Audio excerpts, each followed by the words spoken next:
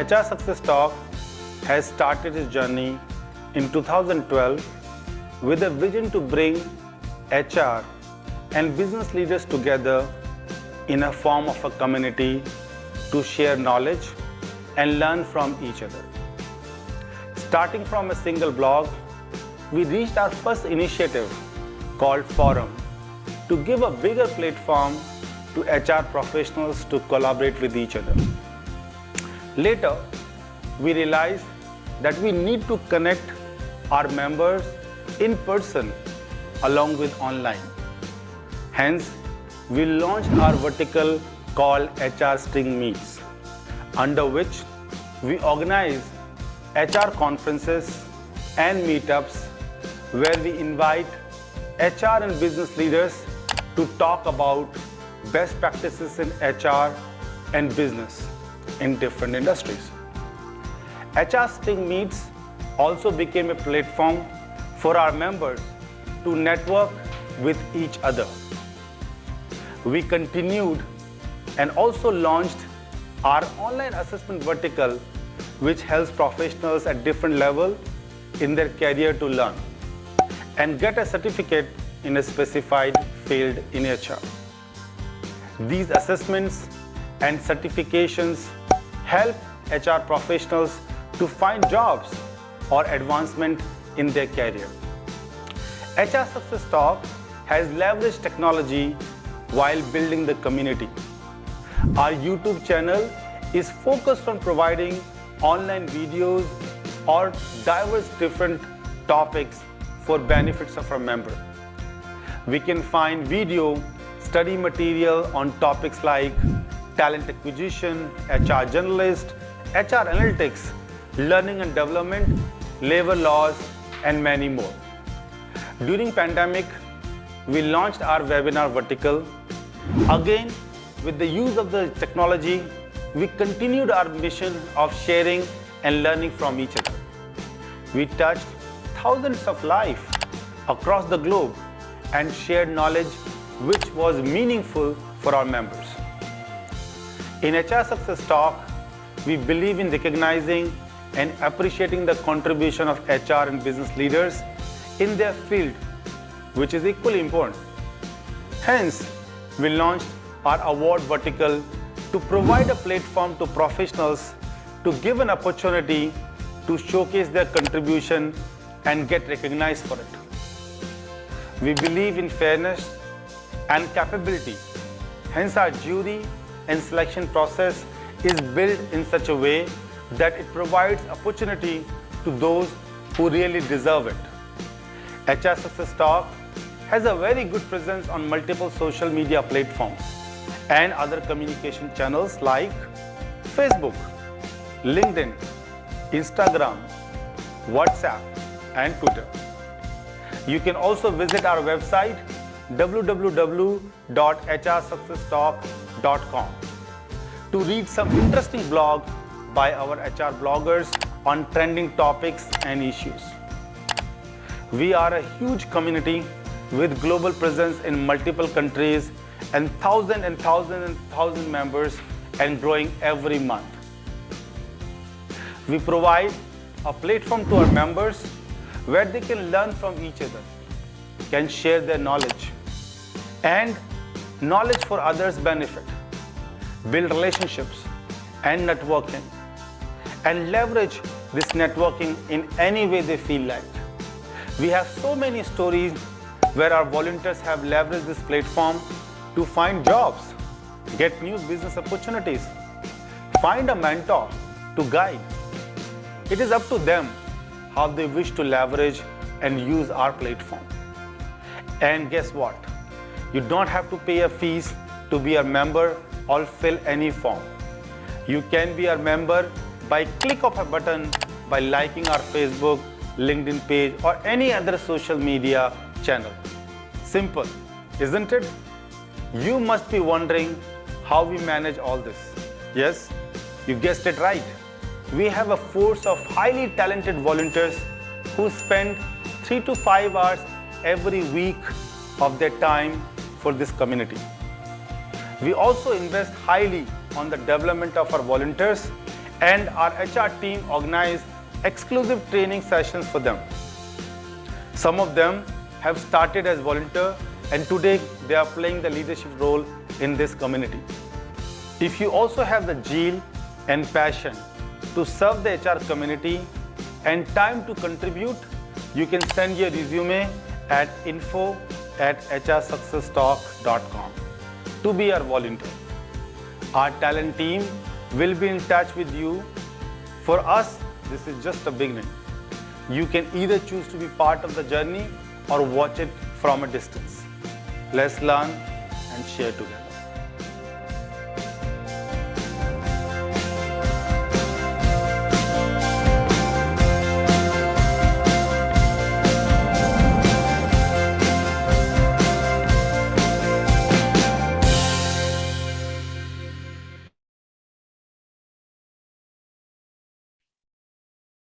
Good evening, good morning, and good afternoon, all my leaders, dreamers, and doers in this session. Welcome again to another edition of H series of our HR Success Talk. Experience, development, growth, and engagement. What a big thing to start with. And an evening where you can take insights in a form of experience from our greatest speakers. Today we have one unique person who have almost spent 17 years in sales and different perspectives, marketing and all those. And then he has full-fledged started working or dived into something, the different profession called teaching and whatnot. And I think one of the best things what you can do is after the so-called accumulated experience, try to spread that knowledge and experience to the emerging or the new leaders. So welcome, Professor Kiran. In fact, I'm so privileged to have him in this session. Professor Kiran or Dr. Kiran is actually the Strategic Industry Collaboration and MBA Administrator. He is with Abu Dhabi School of Management. He has been a professor there. And before that, he has also been chartered member for Chartered Institute of Marketing. He's been an associate professor for American University in Emirates. And all throughout, he's spent a lot of his stint in teaching and in sales and marketing kind of profession. Now, with this, let me ask Professor Kiran to introduce himself and share his experience in learning, which has really transformed you as a leader. So good morning, good afternoon, good evening, wherever you are. Thanks, Aravind, for this wonderful introduction and giving this opportunity to speak and address to the HR fraternity across the world. I think one of the department in every organization which can create a change in organization is the HR department, and right now we call that as a human capital department. So privileged to be part of this discussion and part of this team, and thanks again once again for giving me this opportunity. So about your question about what sort of transformation or the learning which I have gone through in my last 20, this is the 23rd year of my career. Started in sales and marketing. I think for me that it was a wonderful journey because I must have worked in around 6 to 7 different organizations in the last 23 years. And every organization is a learning by itself. So I started my career in Oman, where I was working for a traditional group, which is owned by a single owner company. So where the owner's will or his rules and regulations were the way in which the organization was running rather than any sort of policies and processes. So then that if he's in a good mood, people grow. If he's not in a good mood, people don't grow. So that's one learning. And I have seen people, who joined in a very entry-level position and working in the same position for 20 years or 30 years, and they're pretty happy with that. And maybe a person like me, when I seen that's the case, I said, no way I'm going to here for more than 2 years because there's no career growth in that. And from there, I moved to UAE, where I was working for we can say it's a multinational because an Indian company, Indian multinational called Jumbo Electronics. But again, but they have transformed that into a proper multinational organization with the policies and processes were guiding the organization. So where that things happen as per policy and processes. So it is a little more better, but still, and I felt much better compared to a single man's way of doing things. So I feel this is a great learning. You don't need to really worry about people. It's the system will take it. But then after 3 years there, I moved into a multinational based out of US. And then I got a completely, it's like a 360-degree change in terms of the culture and the way things were happening in a US multinational. So there, I think that actually transformed me as an individual in terms of, like a typical mode, for example, an Indian management company, they look at what time you come, what time you go, there is punch in, there is punch out. I think processes were given more importance than the deliverables and the results. But when I moved into a US multinational where they have offices across the world, and they know that there's no point in somebody sitting in the head office can 100% control people across the world. So there's a flexibility, there is regionalism. They are not implementing the rules and regulations and the policies what is applied in the US across the world. So they say that you can have regional policies and processes. I think in 2008, my boss told me that you don't need to come to office every day, you can work from home. And I couldn't sync with that. I said, no, I need to come to office. How can I sit at home and work? So as an employee, I couldn't understand that. How can I just sit at home and work and not see the colleagues and stuff like that? And I found it that, maybe you're out of sight, then we'll be out of mind. So you better be going to the office. And because he comes from a typical Indian background. So their deliverable, they don't even know what time you're coming. They don't want to know what time you're going. For them, the only thing which mattered is that end of the day, are you delivering the results? And it is not only just a result driven. So I'm not saying it's like a transactional organization. I was working under a transformational leader who look after the employees development and training and career growth, which will help you to.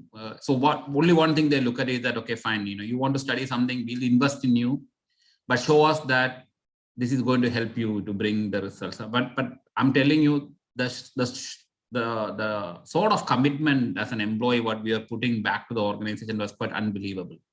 Even there are times where the leaders come and say, stop it, you guys need to have you don't need to do to this extent. And it was not by force. It was not, I think it all was giving back based on, so it was not that the organization told you perform, we will give you, no, they gave first. So I think that's what for me was a much learning. So if you ask me, a transformation which happened in me was in that particular organization wherein I became like a true leader. I know what, it's like, you give more and then you don't need to ask what you want and the employees will definitely give. And then you need to be a transformational leadership, or you need to be a servant leader rather than a transactional leader or an autocratic leader. So that's something which I learned. So that's what my experience. I feel that you give whatever, you have to equip your people, you have to train your people, you have to develop your people. I always compare or tell my management wherever I'm working, when I ask for the funds for training and development and they say, oh, they just joined, do we need to invest in them? I say that, they are like our warriors. You want them to fight for us. You don't say that, okay, let them send for war. Let's see how many of them die or how many of them survive and find the areas of improvement and build. Now that's a failure model. The best thing is that we need to be equipping them anytime so that, at any sort of situation, they will be able to handle it. So when you do that, your employee does not leave you, money is secondary part. So I think that's what has transformed me, saying that, okay, you need to have a more of a transformational and a servant type of a leadership, which will help you to grow in your organization and help the organization to achieve its objectives. Yeah. Thank you. You're on mute, Aravind. And thank you very much, Professor Kiran. I took some cues. So I was just wondering, a abbreviation which we can use is basically, you said you moved from unstructured to a structured environment. So when you have it, I just want to understand, in a structured environment, there is something called IPS. I took from you basically, impact, purpose, process, systems, and structure. Can these 5 elements have an impact on culture? Oh, definitely yes. Because end of the day, who is the main person who drive culture in an organization? The cultures basically come from the top management or the leaders. The leadership drive culture. So imagine a scenario where you don't have any policies and processes. We call it governance. Okay, if you don't have that, then you have to always look at your boss mood. Is he in a good mood? Yes, then things will happen. If he's not in a good mood, things. So if you are a professional, you cannot work on that. He said that I cannot just wait for my boss to be in a good mood for me to get my things done. Or the leave, there is no process of getting my leave, or there's no process of improvement. I don't know what's going to happen tomorrow. I mean, you cannot work on a confused state of mind. Absolutely. So if you have policies and processes in place, yes, exceptions, you can go to your boss or the leadership, because policies and processes should be only a guideline. It should not be the binding principles which the organization run. So yes, so culture plays, that's where the culture comes into the picture. So I think that's where the change is supposed to happen. Listen, so that means all these 5 things powered by the so-called transformation and the servant leadership brings in the most important element or the discussion point called culture, correct? Exactly. So the best example of analyzing is my organization is having a great culture is there's only one tool which you can look at the engagement. Okay. Now in the starting of this video, he was talking about we have volunteers. Now the volunteers are taken into a leadership position. Now when you say volunteers, those are people who are coming volunteering by themselves, that I want to contribute. I don't care what I'm going to get back from you guys, but this is something which I'm doing it with passion. So when they do it with passion, you don't need to manage them, you don't need to monitor them, you don't need to control them, then they will deliver. So if an organization having a great culture, look at the engagement level of the employees. If my office timing is 9 to 5, if you see at 9 o'clock, everybody comes and 5 o'clock, everybody look at the watch and leave, that clearly shows there is no engagement, because people are working based on the watch. But in engagement level, because people are not bound to as a time, because I know that I have to finish this job, I am responsible for that, I will definitely do it. Now, whether I sit after 6 o'clock, 5 o'clock, or I finish at 2 o'clock, I can leave. I think that shows the commitment and engagement. So taking ownership and engagement level of the employees, this is one of the most difficult thing which organizations facing today is they are not getting the employees to engage. I think that's what the HR need to understand. So what sort of measurement tool I can have to see what sort of engagement level it is, and that define the culture of an organization, or at least understand, is it a positive culture? I'm not talking about that. There are different types of culture. It doesn't matter. Types of culture has nothing. It's like a different personality, right? Male, female, we have different personality, different nationality, different. End of the day, all these things doesn't matter. The results matters. So that is purely measured on based on the engagement level of the employees, and awesome. That's where we can say whether the culture is a toxic or culture is positive. In fact, Professor Kiran, I had a lot of questions in mind, but then I'm trying to put it at full stop here. But then it looks like I have another thread connecting the whole fantastic thing which you have put it. So can I say that great leadership, if it is transforming a culture, the measurement would be in terms of MICE, basically in terms of if people, when they are motivated, when they are satisfied, when they are identifying themselves, when they are involved, automatically the engagement scores goes up. That means the culture is great. Great, positive, excellent. Yes, that's the end result. What you said is right, and that results in the positive work environment kind of thing, or everything starts coming up from there. Yeah, I think that you feel like getting up in the morning and going to your work. You're Absolutely. happy. You don't have Monday blues. Yes, you don't have. Super. I think. Thank you very much. Now I am going to come to a very important thing. Professor Kiran, what do you have to say about the cultural transformation in the current now? How do you see? Because keeping the earlier days, we would say something called a VUCA, where it's volatile, uncertain, complex, and ambiguous. But then now it is changed by something called COVID. Keeping that in place, how do you see that the so-called culture is getting transformed? I think this is a very interesting question for simple reason that we were defining culture based on, as you told, whether it is a positive culture is prevailing in my organization. Mm-hmm. And if it is positive, why should somebody change the culture? So let it go exactly like that. But then COVID changed the whole perspective of culture again in the organization. So now all the organizations are going through a cultural shift. And this shift is predominantly driven by COVID-19. Now, in a normal good culture, we talk about, employees. So employees, one is productivity, the second is working environment, yes. And wherein teamwork, collaboration with the other departments, all these start coming in. So there are two things which stood out after COVID. You heard about the great resignations. The second one, you heard about the employee mental happiness. Yeah. These two things suddenly became a big topic. Okay. Now, most of the organization actually experienced a high level of productivity from employees working from home. And that is given. Now, whether you accept it or not, most of the 95% of the organization has created a great working output. Now, there are still some management feel that, okay, fine, I've given a great culture, people are very happy. That is the reason they work from home, they produce better results.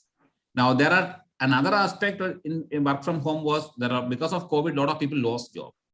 So if you look from an employee point of view, the employees who were complaining about no promotion, no increment, more leaves, they stopped asking for all these things in the last 2 years, because for them, having a job itself was a great thing. Absolutely. Right?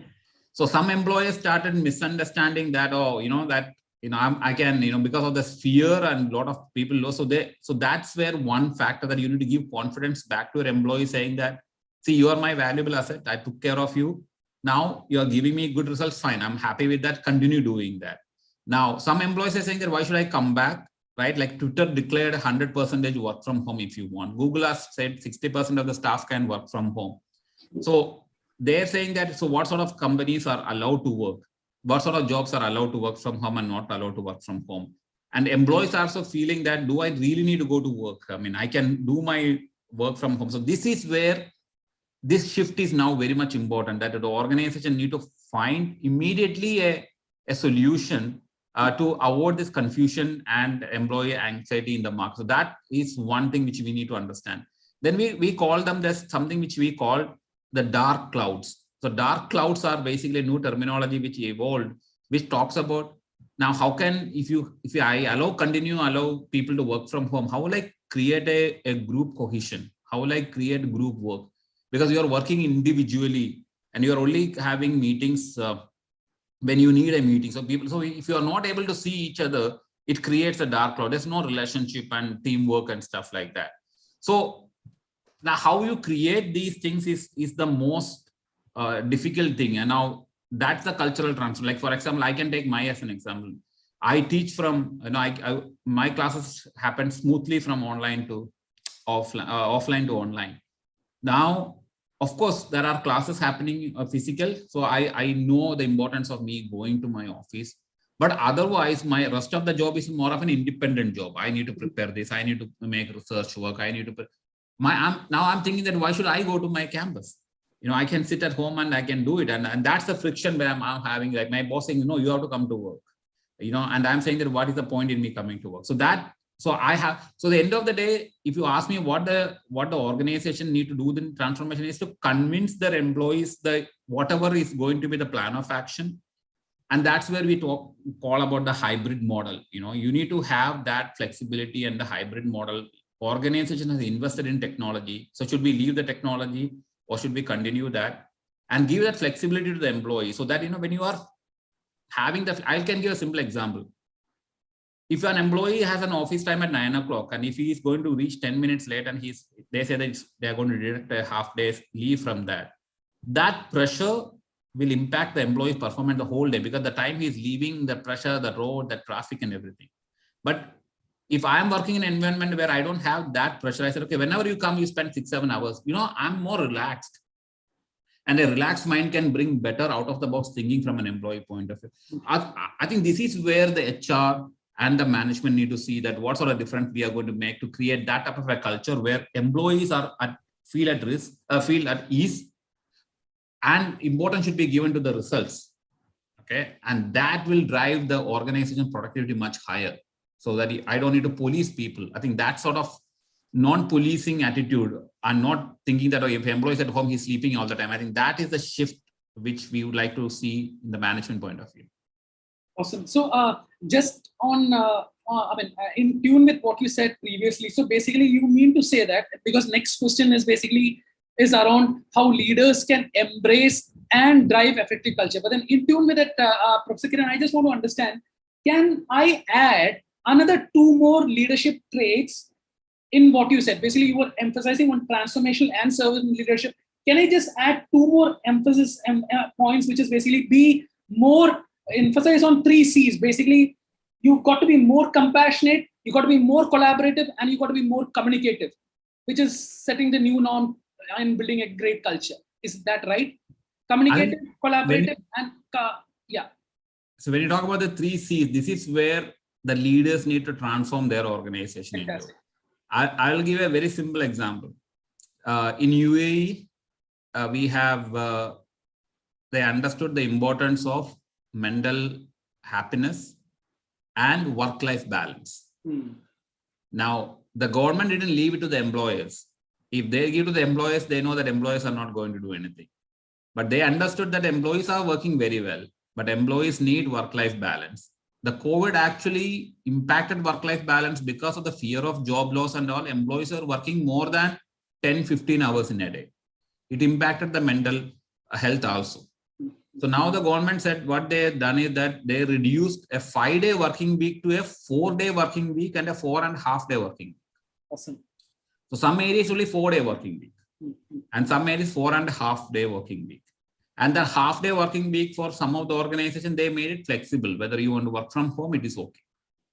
So I'll give a classic example of one of the organizations wherein there was a leader and he said that the half day, but you have to come, everybody need to come to work. And people said that why should I come for the 3-4 hours, rather than I work more hours productively at home.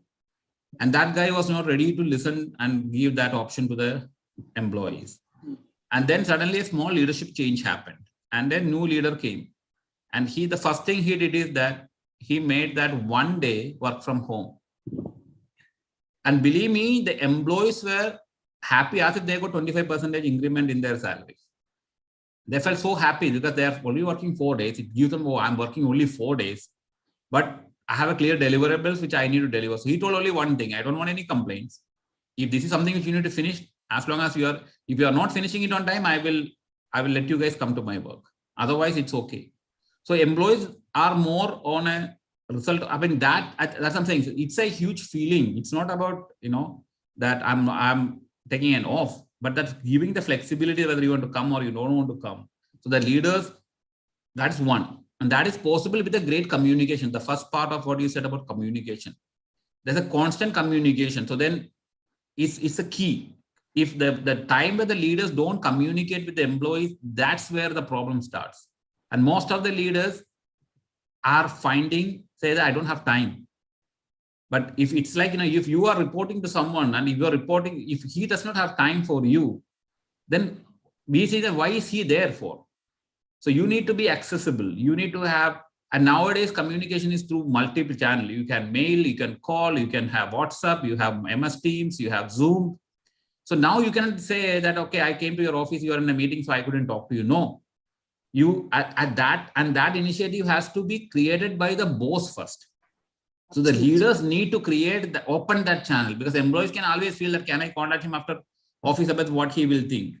So that is one, the collaboration. Now, most of the job, if it is done collaborative, it can be done easy, fun, simple. So who creates that collaborative culture? Again, the leaders has to create that collaborative culture. So rather than giving it to one person or creating a task force and committees and stuff like that, it creates collaboration. So you are good in something, somebody else is good in something else. So you can bring a better result. Your learning becomes very interesting. So collaboration is the key. So communication and the third one you said is compassion. Yeah, I think that's now you talked about me not going on that 4th day or a 5th day. Yeah. I think I've seen that capability. You talk about whether apathy, empathy, emotional intelligence. I'm just coming to that. Yeah. So these things will decide. So because you look at the leaders, you really want to know that he's there for me. Then the rest will. So these three C's definitely will create the difference in the leader in terms of transforming that any organization. So if you ask about the role of leaders, I think one of the other thing is that the continuous learning. The leaders need to help their employees to continuously learn. So that is something wherein you drive the employees back to your organization. Compassion, one of the other thing is to bring social good for the employees. Sure. So that's where the compassion comes into, or also the employee well-being. So when imagine your leader don't even ask about your work because he has given a very clear job description.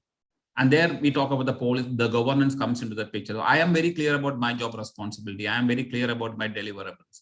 I don't need somebody to come and tell me all these things. And I have a clear metrics for me to evaluate. I think that's where, so the leader should be spending time in clear communicating with the employee that this is what I'm expecting from you. This is what the timelines. So you know where you stand, and create a learning mechanism to tell them that, you know that where you are doing. If you are struggling, I will help you to train you, develop you. But then I am only talking to you. Are you happy? Are your social well-being, your mental happiness? If I only focus on you, I mean, what else an employee needs? I mean, think from our point of view also. And these I'm not talking about these things are involving organizations too much money. No, it's a mind and a mental shift from the employer point of view. It's not about giving increments and other things. So that's something which employees, organizations should also think. It's not about that. Professor, I'm really thankful. So basically, if I have to say, some of the characteristics or the traits which has to be demonstrated would be HEM. Basically, think, also act from heart, bring an empathy, and also keep the mindfulness also in place, so that you apply both emotional and rational mindset, which is equivalent to something called trust, which is again part of your authenticity, belongingness, and compassion. Is that right? The equation is right? I think I think these are all like, we used to ask what are the good qualities of a leader. And then we talk about this word about the trust as a factor, right? I think today when you are having a work from home scenario or a flexible working hour, the only thing which can drive you is trust. That, and I trust that my employee is going to work, right? Or he have a deadline and I don't need to really worry. He's not going to come back in the last minute and say, sorry, I didn't do it. Then he's breaking my trust, but I know that he will do it. And, it doesn't matter where he is. I don't need to be behind him. So the trust it's a mutual way, I think employees also plays a very important role in most of the organizations. That's something which I want to say. That you always talk about leaders bringing the change, management, HR doing it. But in most of the organization, it is the employees who drive these type of things, which makes the organization to implement things which are non-employee friendly. And if you have one or two, is more than enough to kill this whole thing. So if all the employees understand and they are working together, they understand that, then it is absolutely fine. But if 2 or 3 employees misuse these benefits, I think there the trust get lost and the compassion goes off, and then the management think twice before they want to implement these things.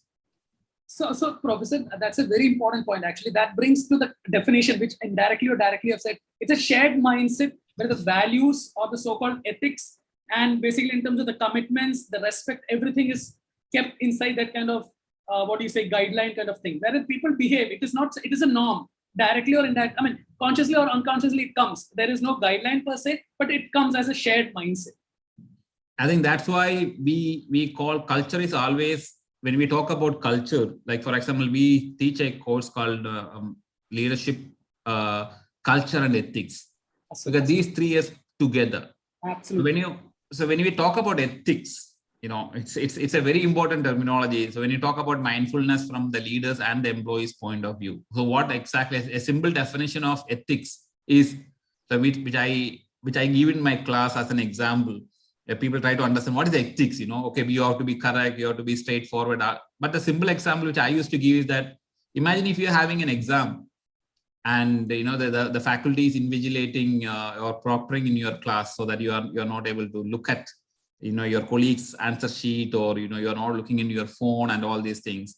And then if the faculty leaves, say that, okay, he said, okay, you guys write, I will go and come in 15 minutes. And if you still do not look into, so because when you are not having a watchdog and still you be truthful is ethics. But if he just goes out and suddenly you start looking at your mobile and asking each other and writing, that means that is not ethics. So ethics is something like you're truthful, even if nobody's watching you. Absolutely. I think that's where, so you are working from home. That means you're working. Nobody can put a camera and see that whether you're sitting and working from home or not. Absolutely. I think that trust is something which, so if you're ethical, that that I am not going to fool around that hours and say that, oh, I couldn't finish it, and oh, there are too much of work. Actually, I'm sleeping, but I'm telling you too much of work. I'm working. That's ethics. So when employees know that, that employees are ethical, then all these things will fall in place properly. And probably once that is assimilated into the organization DNA, that becomes an ethical work culture also. And that's where the organization we call the value of organization. Value-driven organizations. Exactly, because this is what you see when you go to an organization. Employees are like that, employer management is like that, and then see, I think that's where you see, okay, fine, this is the organization I like to work, because I can see a great value, or the organization got its values. Openness, trust, all those things gets cascaded from the top to, it's like walk the talk kind of thing. It's like they demonstrate or become role models of the so-called ethical culture. Yeah, I think so. Somebody has to take a sense that I trust you. Now you break my trust, till that time I'm going to trust you. So then the other person has obliged to, that I will not break it, and I will ensure that I will do my best. So, and then it happened, then it becomes like it's simple as that. If nobody is watching you, and that I don't want anybody to watch, I can just do things by. I think that's where, but again, equipping them. And if when you talk about the collaboration, okay, fine, I'm doing alone at home, but I really don't know how to do it. Can I communicate with my boss, or can I collaborate with my colleague? I mean, that type of scenarios make things much more easy and conducive for employees to bring the best. Awesome. Professor Kiran, I must thank you. I think there is one fantastic question from one of our great audience. His name is Kavindra Man. What he has asked is, what about the sectors where working from home or even hybrid model is not at all implementable or possible? I think he's saying, how do you have that culture transformation happening is what I could make out. See, again, now, like, for example, if I take my teaching as a job, right? So as a faculty, so one is, I need to be very clear about, the organization need to be very clear about the deliverables or the job description of the employee. So for me, as a faculty, I know that, okay, I need to teach, and I need to do a lot of research and other activities, or these type of community activity, something which I'm supposed to do. Now, this, I can do it from my home. I don't need to go to the work. But classroom teaching, I need to be at work, right? So there's a clear thing. So while class days, I need to be in my campus. Non-class days, I don't need to be on my campus. Now, this is where technologies are developing. Now, banks is having, at one side, banks have a lot of security, and employees cannot just, so, but then they have a different mechanism of, one employee will not do everything. They do parts, so they cannot put things together. So if you look at it, if any job involved hard labor or physical involvement, yes, then you will not be able to do work from home. You have to be on the site, like a factory, robotics and stuff. Sometimes you need to do a face-to-face meeting with the client. Sometimes you can have a virtual meeting, then you don't need to. So I think it is basically to understand what, so basically that will define what percentage of work you can do from home, what percentage of work. So every job can have a certain level of, like, for example, if you're in accounts and your month has closed, now you're reconciling the whole statement. You don't need to go to the work. You can sit at home, download the whole report, and then you are doing your reconciliation.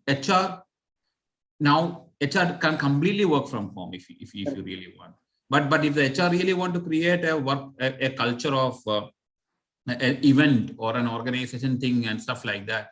So what I feel is that if your job is more behind the desk, then you can have a higher percentage of work from home.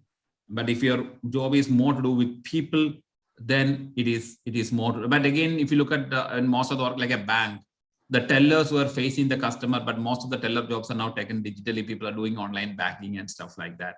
So you can really define. So now this is organization to org. Like, for example, in our teaching also, we understood by subject, we decide what sort of percentage of topics we can do online classes, what need physical.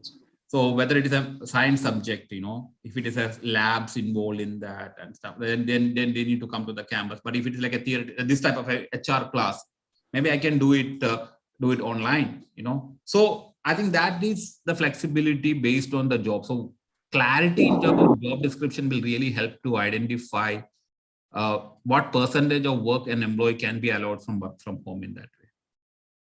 So just to put in this one, what do you say, framework, Professor Kiran, it would be basically, if you have to build up a culture, architecture kind of stuff, it would be basically in terms of designing the so-called cultural framework, which is really applicable in tune with your DNA of the organization, and then communicating it constantly, let it be a hybrid or any kind of model, and then ensuring how do you sustain it also. It is actually DCS kind of framework, right? You design it, you communicate it, and you sustain it, keeping regular reinforcements, rituals, all those kind of things. Correct, Professor? That is the second phase. the first phase is deciding what you want. Deciding what you want. Right? Now, do you want to an organization which is on a, see, at the end of the day, why are we having organization? Everybody have a very clear deliverables. Now, a salesperson has to increase the sales, a faculty has to teach, and HR has to manage their employees' files on time, and accounts has to do. So what I feel is that the focus should be given on the end result, what an employee is supposed to deliver by the end of the day, end of the week, end of the month. What I'm saying is what is expected. Why you hired that employee? Did you hire an employee to fill a seat, or did you hire an employee to bring a certain results?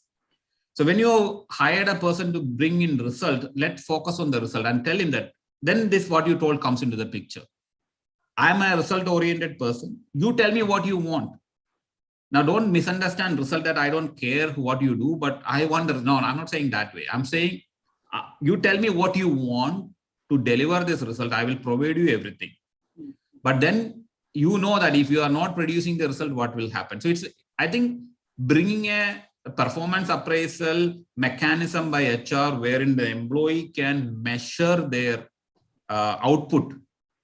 Then you don't need to say that you are performing, all the time that I say I'm doing excellent, but the company manager saying that no, you are not doing excellent. So because there is no quantitative measurement tool.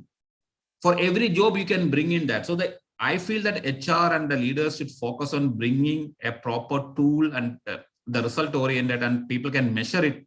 Then it is given. Then I will come and submit my resignation saying, sorry, I'm not able to do my job.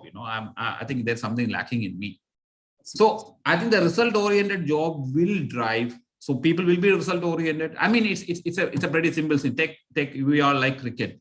So if I'm in a great batsman and then I've been inducted into the team, 3-4 matches I'm continuously getting bowled out in the first bit without me scoring 10 runs. I myself know that I'm going to be dropped from the team, right? Now, I can go and tell I need some training because I'm first time facing international players and all these things. And those things will be provided by the coach and other things. That's definitely going to be there. So when you are in a result oriented, and everything is result oriented, the problem is that can you measure those things? I think that's where the organization is now moving towards measuring the employees' output and then communicating it to them, saying that this is what, and tell them what you want. And I think that type of a change in the cultural thing will bring a lot of change in the organization's culture. That's what I feel. That sort of transformation will happen soon. Awesome. In fact, thank you very much, Professor Kiran. In fact, just before winding up, maybe one important question which I would like to throw is basically, if you would just tell us one last theme for the whole set of listeners, one thing which you really want, something which they can ensure, okay, today you have given, you have really disturbed their sleep, something, a small message from your end. What would that be? No, I think the end result is that we need to really see that our organization does not have a toxic, poisonous culture. Absolutely. Because what happens is that if you have a poisonous, how you know poisonous culture? I think that's one thing which maybe I can, as an end result, I can say. When you meet your colleagues in your office, what are you talking about? If you're talking about the wrong things, what is happening in an organization, politics, that means your organization having a bad culture. As simple as that. If your energy is focusing on wrong things happening in an organization, that means you are having a wrong culture. But if you're talking about new things, new development, international thing, I think that means you have nothing to talk bad about your organization. So I think that is the greatest example of seeing what is the right culture, what's happening in the organization. So do a litmus test, see what you guys talking in the office. Are we talking good things or are we talking bad things? I think that defines that culture. So I think that how can you avoid that will bring a lot of positive change in the organization. That reminds me, when you have people, automatically there are chances of power and politics coming up, but ensure the so-called leadership has to drive a culture where it is driven. Let's assume if you look at, as you rightly said, companies like Google or Apple, the shared mindset is about the capability, innovation. Or if you look at in Walmart, it is about reducing everyday low pricing. So all those kind of things is what the people should speak, so that they don't have that any kind of toxic kind of things, at least coming in their minds. Correct? Exactly. Yeah, you're absolutely right. Awesome. So thank you once again, Professor, for taking your time. It was fantastic. I'm sure all my viewers, listeners, and great minds who are part of this session have gained a lot. Thank you very much. Hope to see you soon. Thanks once again for your valuable contribution towards Edge Talks from our HR Success Talks. Thank you. Very good evening and have a great weekend ahead. Take care. Thanks a lot, Aravind. Thanks a lot, See Shivani you and then. everyone. Thanks.